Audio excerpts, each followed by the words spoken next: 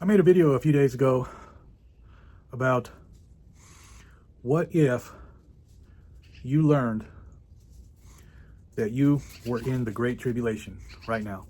Is there anything that you would do differently? And I think, speaking for myself, I think the obvious and honest answer is yes. Absolutely.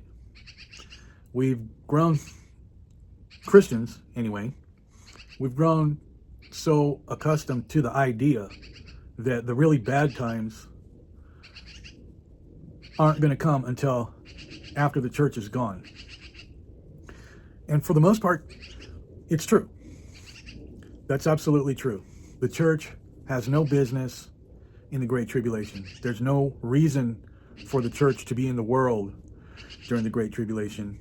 And even more importantly, the gospel message isn't even going to be the same as what's preached now worldwide to whosoever, anyone who wants to be a believer and get saved. During the tribulation, salvation will no longer be grace through faith without works. No works. As soon as the church is gone, that's all going to change. So the church can't be here. The church is absolutely going to be raptured. However, it's a fundamental flaw. It's a fundamental mistake to live your life differently just because you won't be here for all of the real horrible stuff, like the moon turning to blood and the sun becoming black, and meteorites falling into the earth and opening the bottomless pit, and angels being loosed out of the river Euphrates, and winged demons like scorpions flying around tormenting men on the surface of the earth for 5 months, so bad that people are going to be praying for death. So what would you do differently if you believed that we were in the Great Tribulation? Well, we would be praying every day. We wouldn't even go anywhere without praying. We would be in so much fear and terror just to leave your house, even if you even have a house, would be like you wouldn't even know if you're going to be coming back. And just going to the store, if there even is a store, would be like you're leaving and going, and you just called up to go to war, and your family and you would be huddled together, and you would be begging and pleading, God, please God, take care of so-and-so as he goes out to collect a little bit of food and bring them back safe, and take care of us as we're here waiting, and please don't anything bad happen to us. That's how we would be living. But why don't we live like that now? Well, obviously because we don't need God. Because everything is easy right now. Because you don't even think about it. I mean, most of us don't even pray before we go to work. We just, I'm late, I gotta run, bye, kiss on the cheek or whatever, and out the door. Oh, don't forget your coffee. Oh, thanks. And that's it. That's how we live our lives. And that's the point that I'm trying to make. But now, something's happening. All around the country, people suddenly don't have food assistance. And they're getting really upset. And it's only been a few days since their subsidized housing and subsidized food vouchers were stopped, and already people are panicking. They're making TikTok videos, they're making threats, they're talking about, we're just gonna start raiding the stores, and they're doing that now.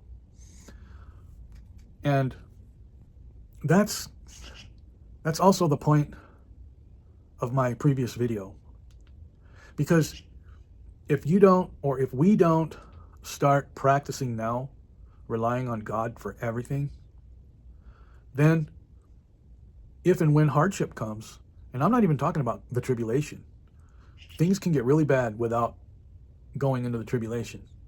But when really, really hard times come, you're not going to be used to relying on God. And instead, you're going to be like some of these people that are making videos about, hey, how come nobody's taking care of us? Well, who did you think was going to take care of you? That's why God is there to take care of us. And that's also why we, as Christians, as believers, should exercise discipline, should exercise stewardship of all of our blessings. You know, when times are good,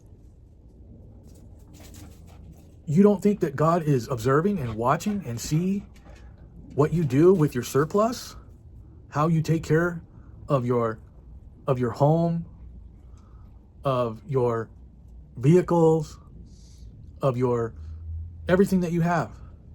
God is watching, and he's watching to see if you're going to be a good steward and also share of your substance and give to those that are in need.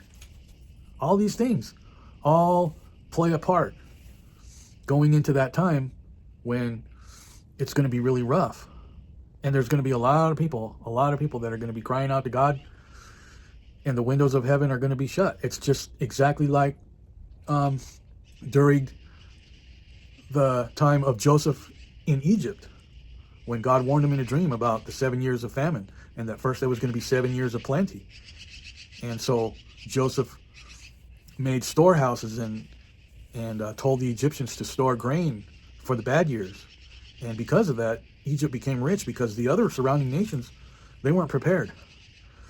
And only Egypt had a surplus, and so the surrounding nations would come and they would sell them food at a higher cost. I mean, it's just good business. But it's the exact same concept.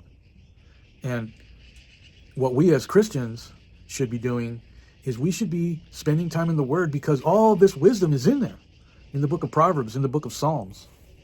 I was just reading Psalms chapter 37, and it talks about all this. It talks about David, the psalmist, where he said, I have been young and I have been old, and in all my time in the earth, I've never seen the righteous begging for food. And that is a spiritual law that we're going to have to make our own. Now, before that verse, there's a whole bunch of verses about the wicked versus the righteous, and the righteous do this, like the righteous are prudent with they give thanks, they are honest, they don't do sleight of hand business practices, and that the wicked, on the other hand, they steal, they lie in wait, they borrow and not pay back, those kinds of things right there. So when the Bible says, I've never seen the righteous begging for bread.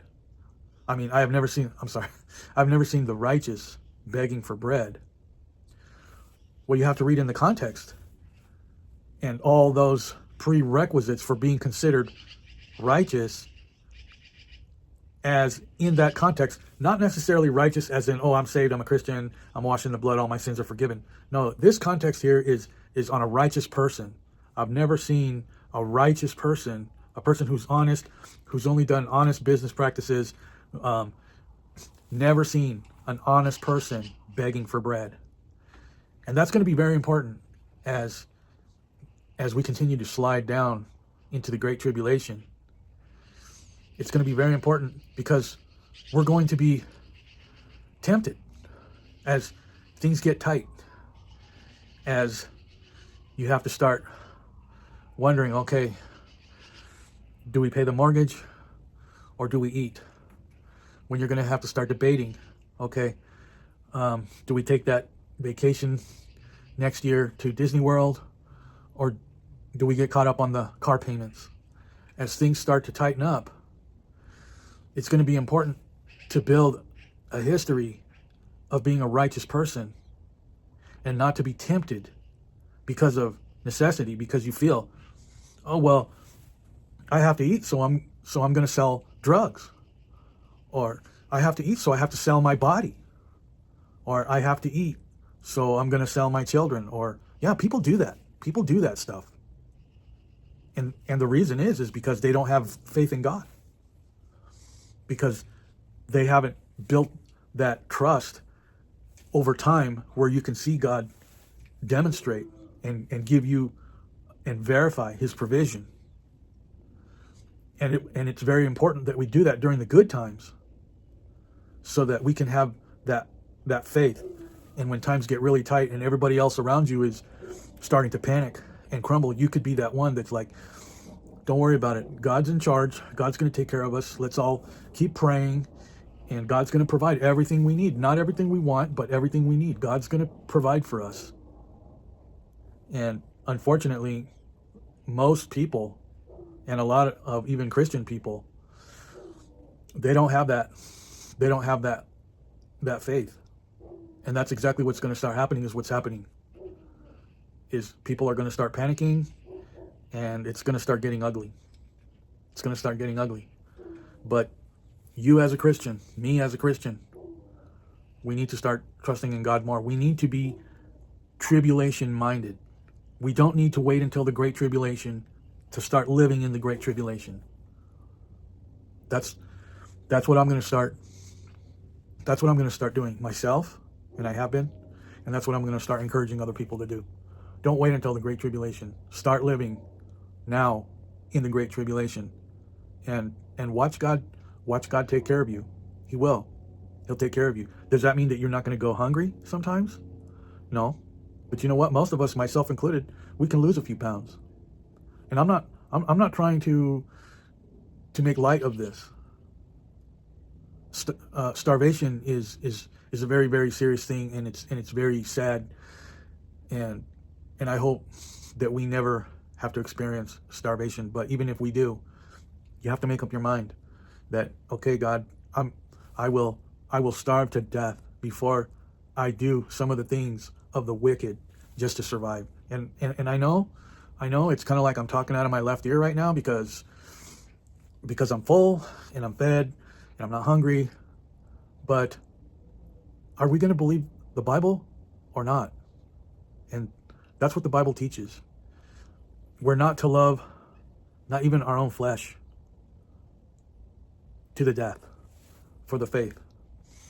And that's where the rubber meets the road right there. All right, well, thank you for watching. God bless. And I'll see you in the next video, Lord willing. Bye-bye.